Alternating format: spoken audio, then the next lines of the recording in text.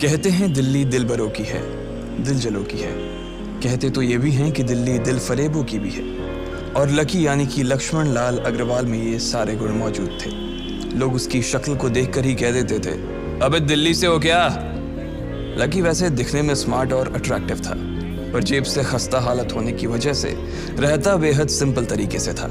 Shirt का रंग उड़ा हुआ और पैंट से पैबंद जुड़ा हुआ।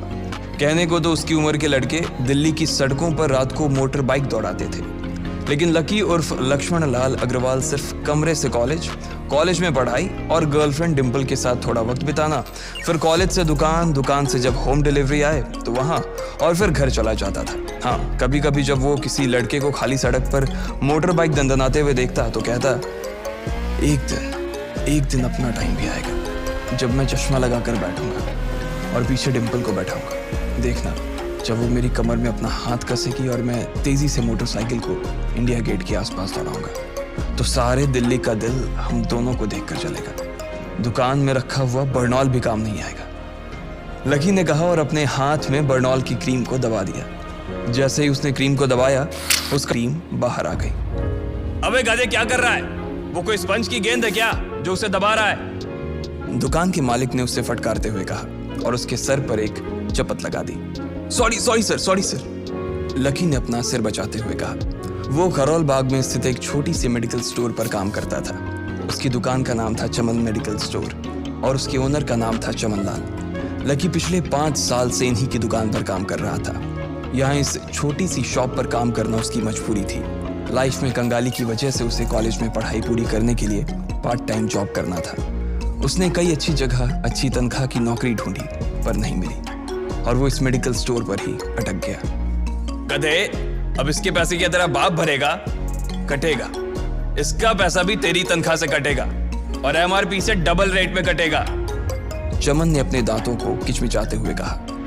गुस्से की वजह से उसकी नाक फूल गई थी और लकी की सांसें। उसने घबराते हुए ओनर से पूछा, एमआरपी से डबल क्यों सर जी? ताकि अगली बार से ऐसी कोई हरकत करने से पहले तू डबल बार सोचे। चमन ने कहा और उसके हाथ से ट्यूब छीन ली। उसका जी तो चाह रहा था कि वो लकी की खोपड़ी पर एक और बार अपना हाथ साफ कर ले, लेकिन उससे पहले ही दुकान का फोन बजने लगा। फोन की घंटी बजते ही लकी को वहां से निकलने का मौका मिल गया और वो भागते हुए फोन उठाने के लिए चला गया। हेलो जी, करोल बाग के बेस्ट मेडिकल चमन मेडिकल स्टोर से बोल रहा हूँ, बताइए क्या काम था? ये लकी की पेटेंट लाइन थी। चाहे कहीं से भी फोन आए, लेकिन उसे फोन पर बस यही बोलना था। जैसे ही इधर लकी ने अपनी बात कही, उधर से जवाब आया, मैं ब्लूमिंग नाइट होटल के कमरा नंबर 303 से बात कर रहा हूँ। एक छोटा सा ऑर्डर है, नोट करो और जल्दी से होटल पर डिलीवर करवा दो। वो एक लड़के की आवाज़ थी। उसकी आवाज़ में काफ़ी भारीपन और एक अजीब सी जल्दबाजी थी। जैसे ही लकी ने वो आवाज़ सुनी, पता नहीं क्यों उसे वो आवाज़ जानी पहचानी सी लगी। जी सर, बताइए आपका क्या ऑर्डर है? हाँ तो लिखो, हार्ट प्ले के 2 पैकेट और 1 पैकेट टिश्यू।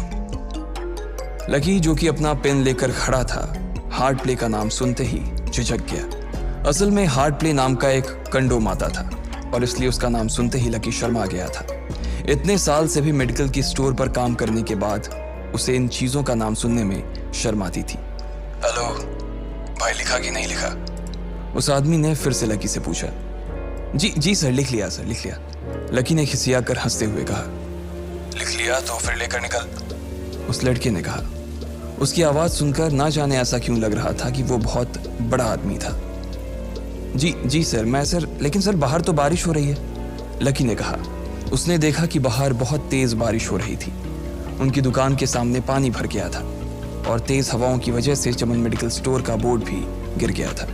लकी को लग रहा था कि वो इतनी तेज़ बारिश में अभी एकदम से तो नहीं निकल पाएगा, तो उसने उस लड़के को समझाते हुए कहा, सर मैं ऑर्डर तो ले आऊँगा पर थोड़ा टाइम लग जाएगा, बारिश थोड़ी थम जाए आप। इससे पहले कि वो कुछ आगे बोल पाता, फ़ोन पर लड़का बोल पड़ा। तुम्हारे मालिक को पता है कि तुम मल्होत्रा जी के लड़के को मना कर रहे हो? हाँ पता है, बारिश हो रही है, इसलिए सारा सामान अच्छे से थैली में पैक करके लाना और लेट नहीं होना चाहिए, समझे?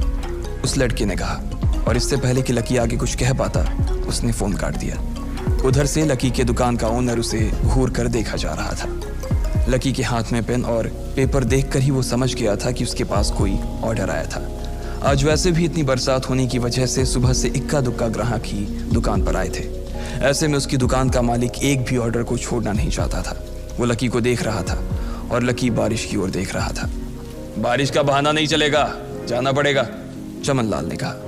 मैं बहाना नहीं कर रहा सर, थोड़ी बारिश धीमी हो जाए तो मैं चला जाऊंगा। अभी आप खुद ही देखिए कितनी तेज बारिश है।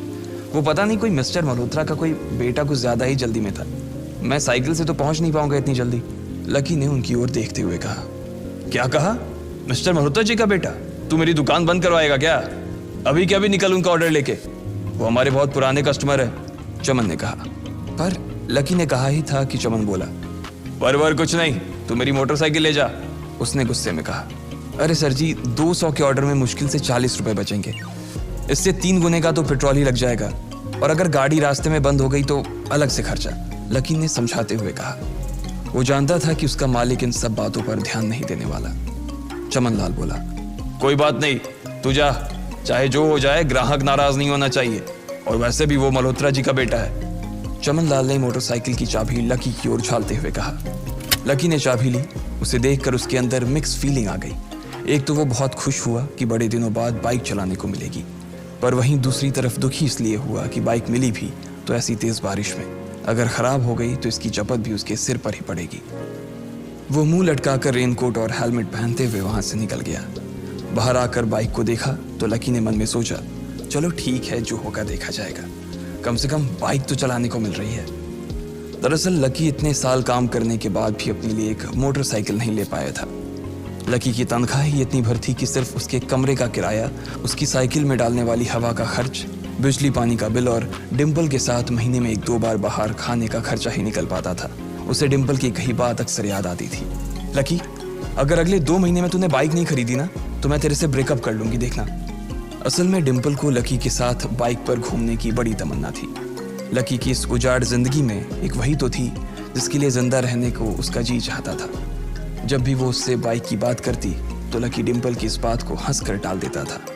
वो अपने मन में इस बात को अच्छे से जानता था कि डिम्पल उससे बहुत प्यार करती थी और वो उससे कभी छोड़ कर नहीं जा सकती थी। वो दोनों एक दूसरे में ऐसे घुले मिले थे जैसे बादल बरसात में घुल जाती है। लकी को डिम्पल बहुत पसंद थी और वो उसके लिए दुनिया जहां की खुशियां खरीद कर ला देना चाहता था। वो चाहता था कि एक दिन वो डिम्पल को प्लेन में बैठाए, लेकिन उसके ये सब ख्वाब इस कम तनख्वाह की नौकरी की वजह से कभी पूरे नहीं होने वाले थे। पर आज उसके पास एक मौका था। वो डिम्पल को अपने साथ इस बारिश में राजपथ घुमाना चाहता था। वो उसे दिल्ली दिखाना चाहता था। चमन लाल को देने के लिए उसने पहले से ही बहाना सोच रखा था। बस जल्दी से वो ये डिलीवरी देकर सीधे डिम्पल के पास ही जाने वाला था। उसने होटल ब्लूमिंग नाइट के बाहर मोटर बाइक पार्क की और सीधे होटल के अंदर चला गया। लकी ने रिसेप्शन पर पहुंचकर नमस्ते करते हुए रिसेप्शनिस्ट को बोला, जी मैं चमन मेडिकल स्टोर से आया हूँ, रूम नंबर 303 का ऑर्डर था सर। रिसेप्शन पर खड़ा आदमी उसके हाथ में काली थैली को देखकर समझ गया था कि उसमें क्या था और वो मंद ही मंद मुस्कुराते हुए बोला, 3rd फ्लोर पर है, लिफ्ट से चले जाओ, रेनकोट ही उतार देना। जैसा उस आदमी ने कहा लकी ने ठीक वैसा ही किया और लिफ्ट में चढ़ने की कुछ ही देर बाद वो 3रे माले पर पहुंच गया था। वो रूम नंबर 303 के बाहर पहुंचा और उसने डोरबेल बजाई। जैसे ही दरवाजा खुला लकी ने थैली आगे बढ़ाते हुए कहा, नमस्ते, मैं चमन मेडिकल स्टोर से लकी, ये आपका। इससे पहले कि लकी आगे कुछ कह पाता उसकी आंखें फटी की फटी रह गई थी। उसने अपने सामने जो देखा उसके बाद उसे ऐसा लगा कि बंद छत के नीचे भी उसके ऊपर आसमान से आकर एक जोरदार बिजली गिर गई थी। उसके सामने एक लड़की खड़ी थी। वो लड़की और कोई नहीं बल्कि उसकी गर्लफ्रेंड डिम्पल ही थी। उसने एक पर्पल कलर का नाइट गाउन पहन रखा था। उसके काले घने बाल गीले थे और उसने उन्हें अपने कंधे पर फैला रखा था। उसकी खुशबू से ही ये चीज साफ पता चल रही थी कि वो अभी अभी नहा कर आई थी। डिम्पल, तुम यहाँ क्या कर रही हो? लकी को अपनी आंखों पर विश्वास ही नहीं हो रहा था।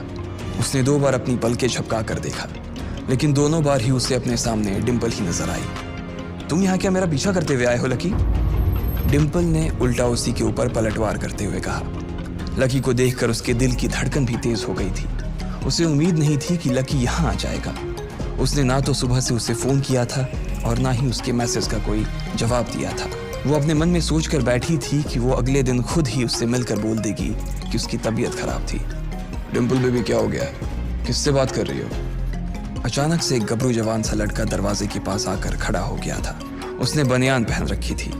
लकी उसे पहचान गया था। साले राहुल के बच्चे, तेरी हिम्मत कैसे हुई मेरी डिम्पल को हाथ लगाने की? लकी ने जैसे ही राहुल को देखा उसके तन बदन में मानो आग सी लग गई थी। वो उसे इस वक्त इतना बुरा मारना चाहता था, इतना बुरा पीटना चाहता था जिसकी कोई हद सीमा नहीं थी। लकी जिस कॉलेज में पढ़ता था, राहुल और डिम्पल भी उसी में पढ़ते थे और वो कॉलेज राहुल के फादर का ही था। डिम्पल ने राहुल के पिता की एक कंपनी में जॉब पकड़ ली थी और राहुल उस पर बहुत लाइन मारता था। लकी ने एक दो बार डिम्पल को उससे दूर रहने के लिए भी कहा, लेकिन डिम्पल ने उसे ये कहकर टाल दिया था कि वो सिर्फ अच्छे दोस्त थे। आज भी इससे पहले कि वो आगे बढ़ता, डिम्पल उन दोनों के बीच आ गई। रुक जाओ, डिम्पल ने गुस्से में कहा और लकी के सीने पर हाथ रखकर उसे रोक दिया। लकी लंबी सांसें ले रहा था और कुछ ही सांसों के बाद उसका गुस्सा शांत हो गया। अब डिम्पल के पास भी छुपाने के लिए कुछ नहीं था, इसलिए उसने लकी से कहा, लकी, आज से तुम्हारा और मेरा ब्रेकअप? लकी के पैरों के नीचे से जमीन खिसक गई थी। उसकी आंखें नम हो गई। लकी को उसकी बातों पर विश्वास नहीं हो रहा था। उसने डिम्पल की ओर देखा और बोला, डिम्पल, हम पिछले 1 साल से एक दूसरे के साथ हैं और तुम हो कि मुझसे ब्रेकअप करना चाहती हो? अरे मैं तो तुम्हारे लिए नई बाइक लेने वाला था। चल रहने दे, आज ही याद आई है तुझे बाइक की। अरे तेरे पास मुझे बाहर घुमाने के लिए, खिलाने पिलाने के लिए पैसे तो है नहीं। तू कहाँ से लेगा बाइक? और अगर ले भी लेगा तो उसमें पेट्रोल कहाँ से डलवाएगा? तेरी 8,000 रुपये महीने की नौकरी, उसमें होगा ये सब? लोग हंसते हैं मेरे ऊपर जब मैं सरोजनी में तेरे साथ घूमती हूँ। मैं ऐसी लाइफ नहीं जीना चाहती लकी। मैं तेरी तरह गरीब नहीं रहना चाहती। तूने मुझे फंसाया था, उल्लू बनाया था तूने मुझे, इसलिए मैंने राहुल से मैचअप कर लिया है। आज से यही मेरा बॉयफ्रेंड है, डिम्पल ने गुस्से में कहा। अच्छा, तो बेबी ये है तुम्हारा वो बेकार सा एक्स बॉयफ्रेंड? राहुल ने पूछा और डिम्पल के बगल में आकर खड़ा हो गया। फिर उसने लकी के हाथ से थैली उठाई और उसमें से हार्ड प्ले का पैकेट निकालकर उसे चिढ़ाने के लिए उसे हवा में लहराने लगा। बाप रे, इससे बदकिस्मत इंसान इस दुनिया में और कौन होगा? राहुल ने उसकी टांग खींचते हुए कहा। लकी के पास उसकी बात का कोई जवाब नहीं था। उसने गुस्से से डिम्पल की ओर देखा और अपनी हाथों की मुट्ठी भींच ली। फिर वो वहां से निकल गया। अबे पैसे तो ले जा, सब कुछ फ्री में देता जाएगा क्या? राहुल ने जोर से ठहाके लगाते हुए कहा, लेकिन लकी बिना उसकी बात सुनते ही निकल गया। उसके दिमाग में डिम्पल के कहे शब्द गूंज रहे थे। उसने कभी सपने में नहीं सोचा था कि डिम्पल उसके साथ कुछ ऐसा भी कर सकती थी। जिस इंसान के लिए वो इतना कुछ करना चाह रहा था, उसे उसकी कोई कदर ही नहीं थी। लकी इतना हताश हो गया था कि बुरी तरह से रोने लगा। इस बार वो लिफ्ट से नहीं बल्कि सीढ़ियों से नीचे उतरा और एक सीढ़ी उतरने के साथ उसके आंसू आंखों से छलकते जा रहे थे। जब उसकी आवाज़ सुनकर कुछ लोग अपने कमरे से बाहर आए तो लकी ने तुरंत अपने आंसू पोंछे और तेजी से वहां से भाग गया। उसे जिंदगी में पहली बार प्यार हुआ था और पैसों की कमी की वजह से ना सिर्फ उसका प्यार बल्कि उसकी पूरी जिंदगी बर्बाद हो गई थी। लकी जैसे ही बाहर आया तो उसने देखा कि बाहर अंधेरा हो गया था। आसमान में तेज बिजली कड़की और बारिश जो थमी थी एकाएक फिर से झमाझम बरसने लगी। ये देख लकी के थमे हुए आंसू एक बार फिर से छलक गए। उसका दिल बुरी तरह से डूब चुका था, लेकिन उसे इस बात की खुशी भी हो रही थी। आखिर आज उसे डिम्पल का असली चेहरा नजर आ गया था। वो तो उसके साथ घर बसाने की सोच रहा था, लेकिन अच्छा हुआ कि उसने पहले ही उसका घर बर्बाद होने से बचा लिया। लकी को दुख तो बहुत हो रहा था, पर उसे ये भी लग रहा था कि उसे आगे चलकर यही दुख उसे खुशी देने वाला था। लेकिन एक चीज थी जो लकी को परेशान कर रही थी, वो थी उसकी माली हालत। उसकी जेब इतनी तंग थी कि उसे फटी हुई जेब की पैंट पहनकर घूमना पड़ता था। कभी कभी तो लकी सिर्फ रोटी खाकर दिन काट लेता था। वो कब से कोशिश कर रहा था कि कोई अच्छा काम पकड़ सके, लेकिन उसे कोई काम देने को राजी नहीं था।